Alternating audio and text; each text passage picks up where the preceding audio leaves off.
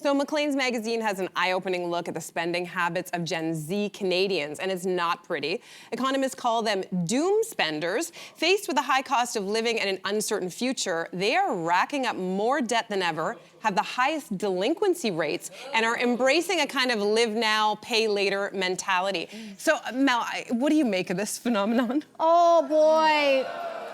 Yeah, listen, we got a lot of debt as Canadians, unfortunately. Now, I get the idea behind the doom spending. It really feels like the end of the world is around the corner. You've got wars everywhere, environment and disasters, and I feel like there's a little bit of the YOLO vibe that's kicked in, which is like just, you only live once.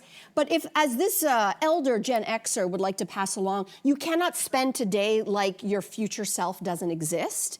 So if you are doing that spending, do at least what we do, is at least save for a little bit of it. Yeah. I do believe a little, though, in the motivation. I have to say that. I believe a little bit, not all of it. I don't believe in debt. I don't believe in debt, but what I believe is I will never be as young and healthy as I am today. Mm-hmm. You never know what tomorrow brings. Mm-hmm. So what you do is you can do two things. As you like to say, Cynthia, two things can be true at once. They can. Save a little and YOLO a little. Yeah. But if you are going to spend today, your future self has to pay for today's activities. Don't forget that. Yeah. No, absolutely. And I think this generation is undergoing this crisis because, again, we're in this microwave generation where you want everything now, and big, more than that too. I think it's a deeper issue at heart when you think about keeping up with the Joneses, right? I think back in the day, it was like, hey, what is my neighbor wearing? Or what did my neighbor just get? What did he just purchase? But now you got a phone where you can see, it's not just your neighbor, it's way beyond that. And so that also adds to the challenges of doing just that. But I think, again, the bigger thing is about understanding that, you're so much more worth than what you possess. And you have to develop the ability to delay gratification, right? Yeah. But I'm like you, though, as well, where I don't mind, buying a few things here and there. Like, at my house, I'm literally called the money spender. And so my wife is the frugal one, so she kind of sets the balance. And but I do believe that you can want more things for yourself. You can desire more for yourself, but I think it's a fine line between, the getting what you desire, going after what you desire, but also not letting that stop you from, or letting that trump your content. Interesting. I think you make really valid points, and I think it's a perfect trifecta of everything that's been mentioned. I think it's the world is on fire, spend it, who cares, we don't know what tomorrow brings. There's also you're watching everybody on your phone, and you know how this generation is. That phone is always in hand, they're always, scrolling to see what someone's buying, what you should buy, you're always being influenced. But I think it's also a little bit of cynicism that's also kicked in, because I don't think they have the same desire to want what their parents had the way we did.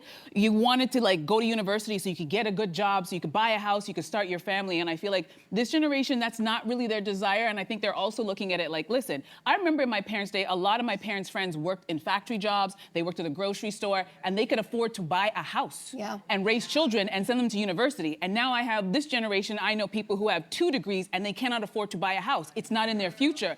So if you're looking at, I did all the things that I was supposed to do and I still can't get what my parents got, and they had less than I had, less education, where is the motivation? Of course you're gonna spend the money and buy a $10 coffee. What else do you have? You don't have the money to buy a house. So I can see where they're connecting those dots, and perhaps that's why they have this doom spending mentality. Yeah, I guess I feel like this is where my brain keeps going, is that there's like 2 sides to this coin. There's the one side, which is that they're being actually quite rebellious in a way of just saying, like, forget it. I'm not gonna, try to reach for the same things my parents had because it's out of reach. And then I fast forward and if this actually continues and all our young people are overspending and they have no savings and they do not invest in the stock market and they don't get into the housing market, what does our future look like? The entire economy, in theory, could collapse, right? The way as we know it, which is actually quite amazing in some ways. Not that I want this, but it's kind of a rebellious, like, this system, we've been talking a lot about, younger people are noticing the systems are not working.